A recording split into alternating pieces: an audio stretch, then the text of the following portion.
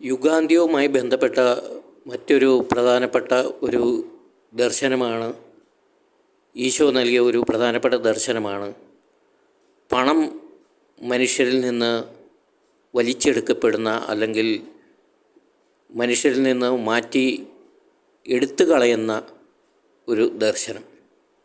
ആ ദർശനം എനിക്ക് 2017 മുതലാണ് കാണാൻ തുടങ്ങിയത്. അതായത് ഞാനിങ്ങനെ പ്രാർത്ഥിക്കുന്ന സമയത്ത്, എൻ്റെ പ്രത്യേകിച്ച് പ്രാർത്ഥന, വ്യക്തിപരമായ പ്രാർത്ഥനയുടെ സമയത്ത് ഞാൻ കാണുന്ന ഒരു ദർശനം ഇതാണ്. ഒരു വലിയ കൊട്ടയ്ക്കകത്ത്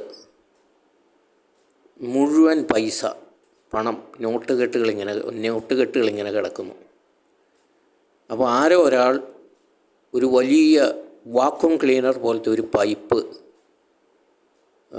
ഈ കൊട്ടയ്ക്കകത്ത് ഇടുകയും, ഈ വാക്വം ക്ലീനറിലൂടെ, അതായത് ഈ പൈപ്പിലൂടെ ഈ കൊട്ടയ്ക്കകത്തുള്ള, ഒരു വലിയ കൊട്ടയാണ്, ഈ കൊട്ടയ്ക്കകത്തുള്ള മുഴുവൻ പണവും വലിച്ചെടുത്ത് ദൂരേക്ക്, വലിയൊരു പൈപ്പിലൂടെ ദൂരെ ഏതോ ഒരു നിഗൂഢ സ്ഥലത്തേക്ക് പമ്പ് ചെയ്യുന്ന, വലിച്ചെടുത്ത് കൊണ്ടുപോയി കളയുന്ന ഒരു ദർശനമാണ് ഞാൻ കണ്ടുകൊണ്ടിരുന്നത്.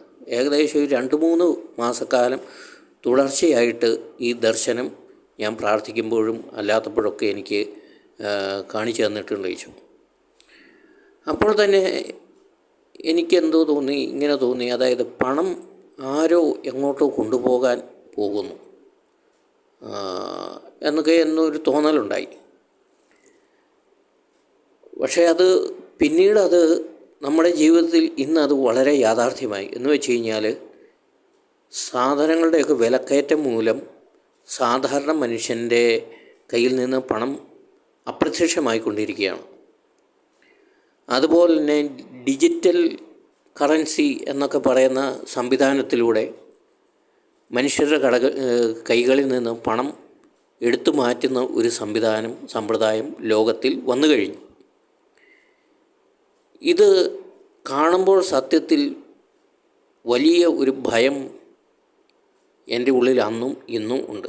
കാരണം പണമില്ലാതെ മനുഷ്യൻ അലയുന്ന ഒരു വലിയ കാലഘട്ടത്തിലേക്കാണ് നമ്മൾ എത്തിച്ചേർന്നിരിക്കുന്നത്. തന്നെയുമല്ല, ഈ വിലക്കയറ്റം മൂലം സാധാരണക്കാരിൽ നിന്ന് എടുത്തു മാറ്റുന്ന ആ പണം പിന്നീട് ഒരിക്കലും അവരുടെ കയ്യിലേക്ക് തിരിച്ചു വരുന്നതായി കണ്ടില്ല, അല്ലെങ്കിൽ കാണുന്നില്ല. അതിനർത്ഥം മനുഷ്യൻ, പ്രത്യേകിച്ച് സാധാരണക്കാരായ മനുഷ്യർ വളരെ വേഗം പാവപ്പെട്ടവരാകുകയും പിന്നീട് ഒരിക്കലും അവരുടെ കൈകളിൽ പണം എത്തിച്ചേരാതാവുകയും ചെയ്യുന്ന ഒരു വലിയ ദുരന്തം ആണ് ഇപ്പോൾ സംഭവിച്ചുകൊണ്ടിരിക്കുന്നത്. അപ്പോൾ ഈ ഒരു ദർശനം കഴിഞ്ഞ് ഇത്ര പെട്ടെന്ന് ഇങ്ങനെയൊക്കെയുള്ള സ്ഥിതിവിശേഷം സംഭവിക്കുമ്പോൾ, ഇങ്ങനെയുള്ള കാര്യങ്ങൾ സംഭവിക്കുമ്പോൾ ഞാൻ വളരെയധികം ആകാംക്ഷയുള്ളവനും അതേസമയം വളരെ ഒരു പരിധിവരെ ഭയം ഉള്ളവനുമാണ്. കാരണം ഇനി എന്താണ് സംഭവിക്കാൻ പോകുന്നതെന്ന്, എത്രയോ വലിയ പ്രത്യാഘാതങ്ങളാണ് ഉണ്ടാകാൻ പോകുന്നതെന്ന് അറിയത്തില്ലല്ലോ.